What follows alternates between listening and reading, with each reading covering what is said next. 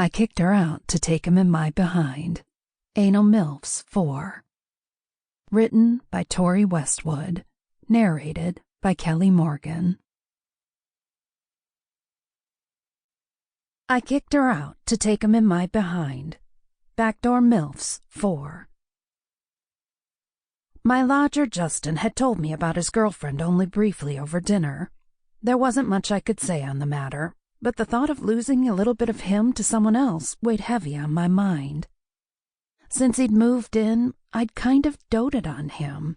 He was 19, and I was a shade of 40, so I kind of felt responsible for him. When he was out of the house, I used to torture myself by imagining him in all kinds of naughty scenarios. I'd think about the faceless girlfriend of his and how she'd be fucking him all wrong, and it'd get me really worked up, sexually and emotionally. Every woman thinks they know how to look after a man the best, and I was no exception.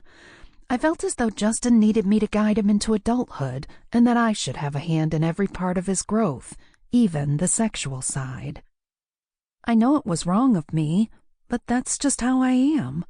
I can't look at his muscled, manly physique without feeling a certain level of attraction towards him. Justin had quite the athletic frame that would often make my friends drool. Even at 20 years my junior, I wouldn't hesitate if I had the opportunity. That afternoon was special. Justin had told me his girlfriend Claire would be coming over to visit him and that I was to be on my best behavior.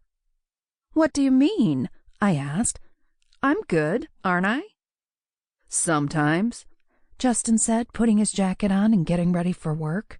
"What do you mean, sometimes?" I walked over to him and smoothed my hands off his shoulders, fixing his tie straight. "Well, you can sometimes be overbearing." "Overbearing?" Justin raised his eyebrows and looked to my hands that were still trying to get his tie just right. "See?" he said. I laughed and took my hands off him. "Fine," I said. "Go." "See you after work," he said, leaning in and giving me a kiss on the cheek.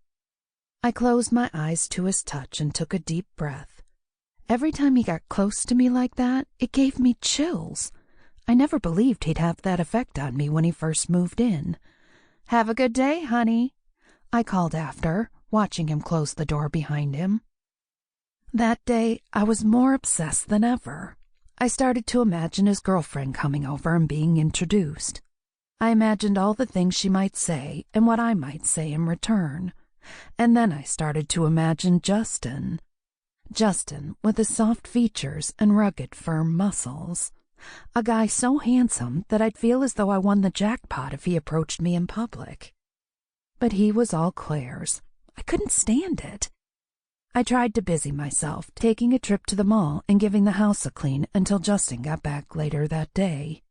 When he arrived, Claire was already in tow. "Hey," he said, coming through the door. I rushed over to greet him and was stopped in my tracks when Claire emerged. "Hey, Mrs. Franklin," she said with a faux smile. I stared a little longer than I should have, looking at the cutesy 19-year-old beauty that stood in front of me. I wanted to swipe the smile off her face. I'd never known jealousy like it. "You must be Claire," I said, affecting my own sense of warmth. "Come in." I kissed her on the cheek and smelt that sweet perfume on her neck. In her denim shorts and tank top, she looked underdressed. My long flowing summer dress had me thinking I'd made more of an effort than I should have. You only get to meet a person for the first time once.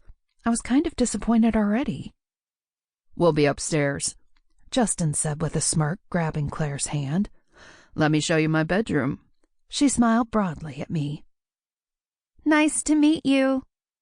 I watched as Justin skipped up the stairs, tugging Claire behind him as though he couldn't wait to get her alone in his room. Soon after, I heard his door close. The sound of her childish giggling followed. I sat heavily on the couch and blew a shot of air up in my face.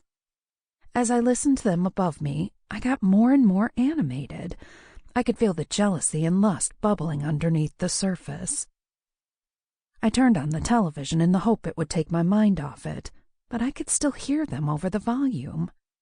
I closed my eyes as though I was meditating, trying to cast out what I was Sample complete. Ready to continue?